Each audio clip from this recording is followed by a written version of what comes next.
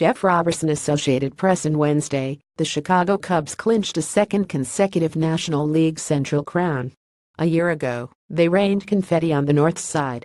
The defending champions are headed back to October. Screw the curse and the Billy Goat it's rode in on. At the same time, there are caveats. The Cubs will enter the postseason with the third best record in the seniors circuit, behind the Los Angeles Dodgers and Washington Nationals.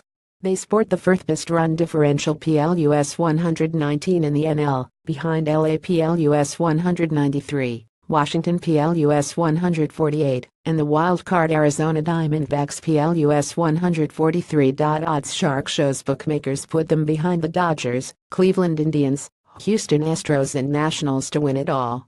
They aren't the favorites by any measure, despite a roster laden with emerging talent and a payroll that rounds up to $200 million per Spotrac. If anything, these Cubbies are underdogs. It's a familiar position. The franchise defined lovable losing for more than a century. Now, to hear skipper Joe Maddon tell it, they are re-embracing the role. No issues with that, Maddon said of the Cubs' underdog status, per Mark Gonzalez of the Chicago Tribune. It's very understandable. So it's kind of fun to go on the other side of the street. In good with that. Ralph Friso, Associated Press. There's some false modesty at play. After wobbling in the first half, the Cubs have led the majors in runs scored and ups since the All-Star break. Third baseman Kris Bryant, 29 home runs, .949 ups, is putting together a quiet defense of his 2016 NL MVP award. First baseman Anthony Rizzo has clubbed 32 homers with 109 RBI, while whippersnappers such as catcher Wilson Contreras, 21 home runs, .852 ups, and outfielder Ian Happ, 23 home runs, .839 ups, have leaped forward in a big way. Chicago's bats are young and dangerous, just as they were last year. On the pitching side, right-hander Jake Arrieta owns a 6.10 ERA in 3 September starts, and lefty Jon Lester has a 4.79 ERA since the All-Star break. Then again, Kyle Hendricks, who finished third in Cy Young Award balloting in 2016, has been rounding into form after returning from a nagging hand injury. "He's throwing the ball as well as I've ever seen him pitch," Maddon said, per Gordon Wood-Tenmere of the Chicago Sun-Times. "I have not seen this combination of velocity and location." At trade deadline pickup Jose Quintana, who has won 5 of his last 6 decisions, and the Cubs have enough in the rotation to make it work.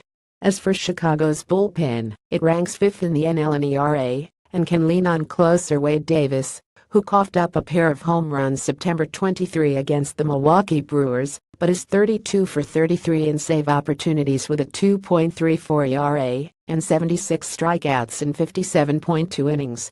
Stacey Reveregetai images the Cubs will get a test in the division series against the Nats, who lead the NL in ups and have a rotation fronted by Max Scherzer and Steven Strasburg. If they survive that test, they will probably clash with the Dodgers, who have hiccuped down the stretch, but boast a stacked roster and the best pitcher on the planet in Clayton Kershaw. For what it's worth, the Cubs are 24 against Los Angeles this season and 34 against Washington. That's just the National League. If Chicago qualifies for the Fall Classic, the loaded Astros or streaking Tribe rematch could be waiting. Since 1979, only 2 teams have repeated as champions: the Toronto Blue Jays in 1992 and 1993, and the New York Yankees, who three-peated from 1998 to 2000. It's tough to do. In other words, no matter how good you are, the repeat road is dark and full of failure. The Cubs, though, have the tools to do it.